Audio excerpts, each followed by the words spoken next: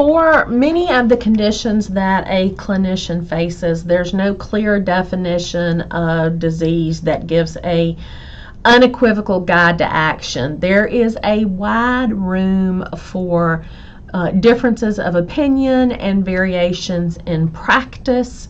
There is a study that was done on children and tonsillectomies. And in the survey, 1,000 children were surveyed or studied. 650 of them had undergone a tonsillectomy. The remaining 350 were sent to a group of physicians for examination. 150 of those were given tonsillectomies. The remaining 200 were sent to another group of physicians, and 92 of those were selected for the procedure. The remaining 108 were sent to yet another group of physicians, and another 43 were selected for a tonsillectomy. Only 65 of the original 1,000 were not selected for surgery, just 7%. Uncertainty is the main problem in healthcare. Okay, take for example the necrotizing fasciitis case that is in your reading assignment. Not ordering a test, not giving an antibiotic, or not taking a patient to the OR is far harder than choosing to do it.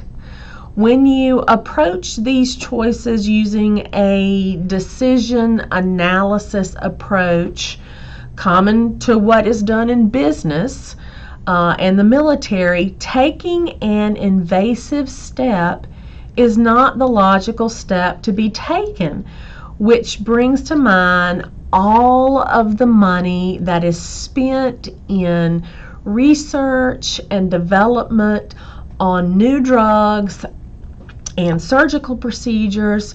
Maybe some of those funds should be directed to researching, making everyday medical decisions.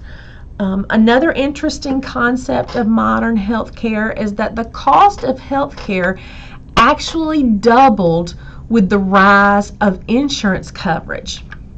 Prior to health insurance, when patients paid for almost all of their own health care, the medical economy behaved very much like the rest of the economy.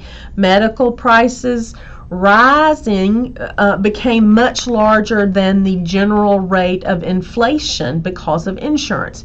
In 1950, the average hospital day cost $7.98.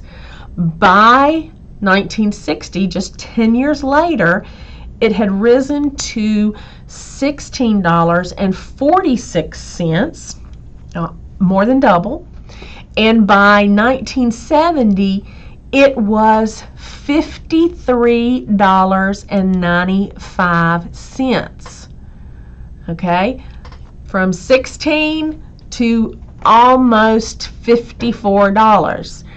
So there are currently three main issues with regard to health care: access and coverage, quality and cost.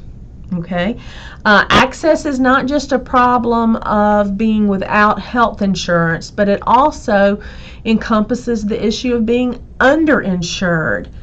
The supply and geographic location of healthcare providers is also an issue of access. These problems have created a crisis in our hospital emergency rooms, where people are using ERs basically as a doctor's office because that's the only way that they can utilize what benefits they do have. As for quality, there are still issues with patient safety. with patients receiving the recommended care and with variations in intensity and outcomes of treatment. For example, infant mortality rates in the U.S. fall behind many of the other industrialized nations, and those nations actually spend less overall on health care. Excuse me. With regard to cost, employers are often the parties that complain the most loudly about cost. But in reality, the costs don't really come out of their corporate profits. The costs have just been incorporated into an employee's salary and benefits package, resulting in relatively flat wages. Excuse me, I've got that catch.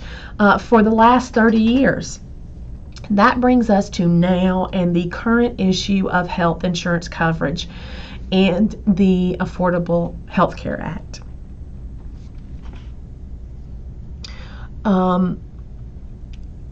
There are many views about the Affordable Health Care Act, Obamacare, and there are still many issues still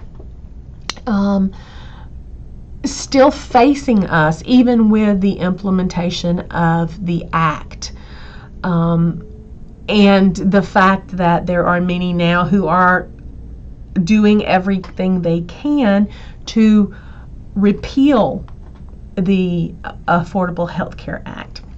So we're going to see, or continue to see, lots of changes with regard to this issue.